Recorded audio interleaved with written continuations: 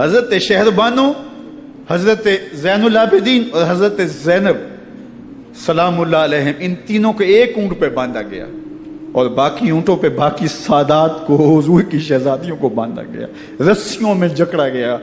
اور اونٹوں پہ باندھ کر کے کوفے کی جانب آگے آگے شہیدوں کے سر چل رہے ہیں اور پیچھے یہ قافلہ چل رہا ہے۔ اور جب یہ قافلہ وہاں سے گزرا جہاں لاشیں پڑی تھیں، امام زین العابدین 14 سال کے تھے اور بیمار تھے اور ان کا حوصلہ نہ ہوا، وہاں غشی ان کے اوپر آنے لگی اور وہ منظر ابن کثیر نے، باقی لوگوں سب نے لکھا ہے کہ پھر جب ان کی یہ حالت ہوئی تو پھر سیدہ زینب سلام اللہ علیہا، جنہوں نے ابھی تک بڑے حوصلے کے ساتھ ساری مشکلات کا مقابلہ کیا تھا، اب ان کے بندھن ٹوٹ گئے اور آنکھوں سے آنسو بہنے لگے اور سیدہ زینب تھے امام حسین رضی اللہ تعالیٰ عنہ کی لاش پہ کھڑے ہو کے، اور وہ روندی ہوئی لاش، ٹوٹی ہوئی ہڈیاں اور وہ پریشان بدن، کٹا ہوا سر نیزے کی نوک پہ اور لاش یہ پڑی ہے، تو حضرت سیدہ زینب نے مدینے کی طرف منہ کر کے جو ہے وہ حضور سے فریاد کی، یا محمد آہو، یا محمد آہو، ھذا حسین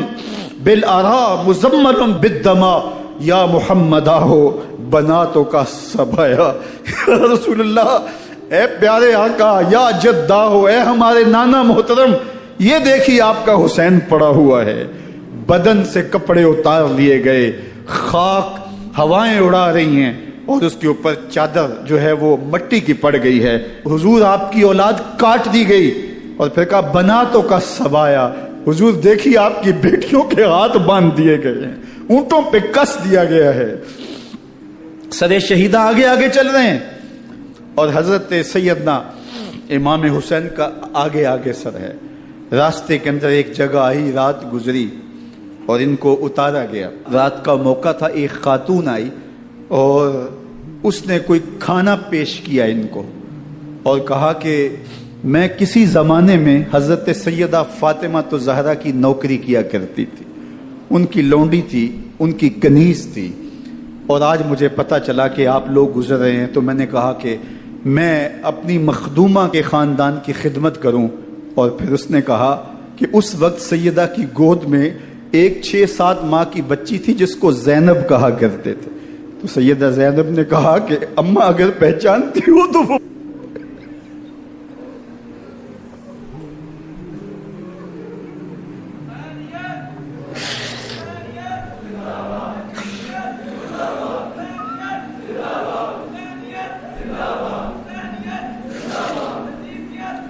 یہ تاراج اور لٹا ہوا کارواں پھر وہاں سے کوفے میں کیسے پہنچا، اور کوفے کے اندر سیدہ زینب سلام اللہ علیہا نے وہ یزید کے دربار میں، ابن زیاد کے دربار میں وہ جرأت آمیز جو باتیں کہیں، اللہ اکبر، زینب کی زبان میں علی کی خطابت بول رہی تھی، اور پھر دشمن اور دوست سارے رونے لگے، اور وہ کیا دل گداز منظر تھے،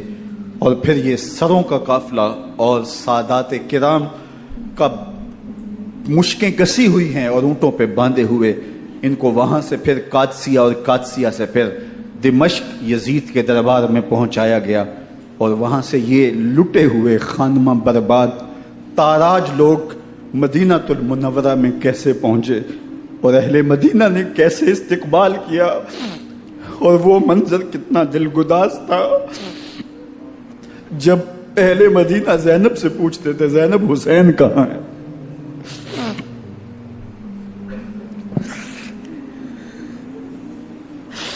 بے مروت بے وفا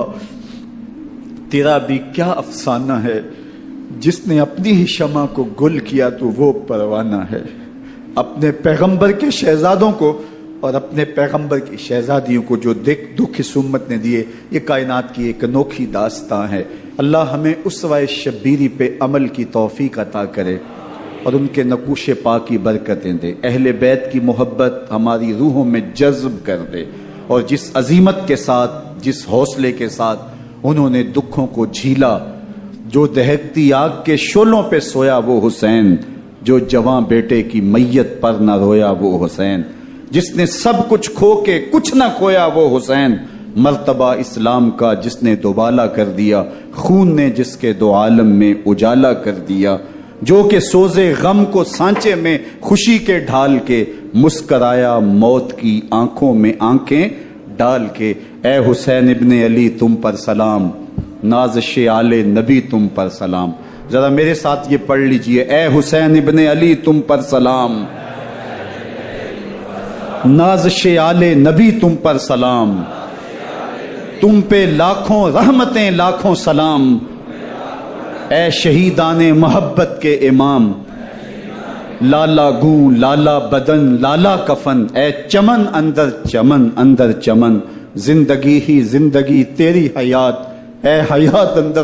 اندر حیات، افتخار ملت بیضا ہے تو، رب کعبہ کی قسم یکتا ہے تو، فخر کا دل میں دریچہ باز کرنا چاہیے، جن کا تو آقا ہے ان کو ناز کرنا چاہیے۔ وآخر دعوانا ان الحمدللہ۔